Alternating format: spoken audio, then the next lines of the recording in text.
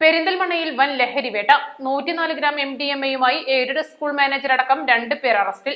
തിരൂരങ്ങാടി കൊടിഞ്ഞി സ്വദേശികളായ ചോലപ്പൊറ്റയിൽ ദാവൂദ് ഷമീൽ, കൊടിഞ്ഞിയത്ത് ഷാനിദ് എന്നിവരാണ് പിടിയിലായത്.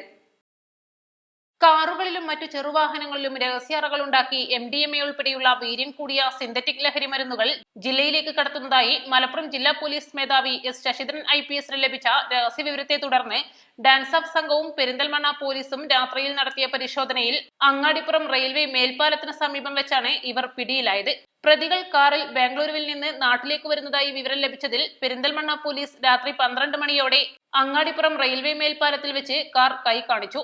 എന്നാൽ നിർത്താതെ മുന്നോട്ടെടുത്ത കാർ പോലീസ് വാഹനം കുറുകെയിട്ടാണ് നിർത്തിച്ചത്. കാർ പരിശോധിച്ചതിൽ കാറിന്റെ മുൻവശം എഞ്ചിനടിയിലായി രഹസ്യറയിൽ ഒളിപ്പിച്ചു കടത്തിയ MDMA കണ്ടെടുത്തു.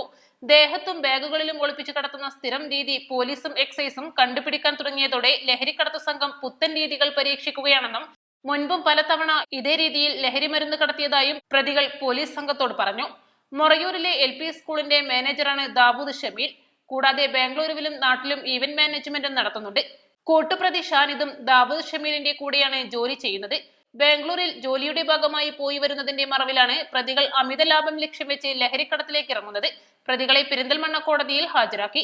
DYSPമാരായ സാജു കെ എബ്രഹാം, പ്രേംജിത്ത് എന്നിവരുടെ നേതൃത്വത്തിൽ Perinthalmanna inspector Sumesh Sudhakaran, SI Shijo, C Thankachan, additional SI Satheesan എന്നിവരും പെരിന്തൽമണ്ണ മലപ്പുറം ഡാൻസ് ഓഫ് സംഘവുമാണ് പരിശോധന നടത്തിയ സംഘത്തിലുണ്ടായിരുന്നത്. East live, Perinthalmanna.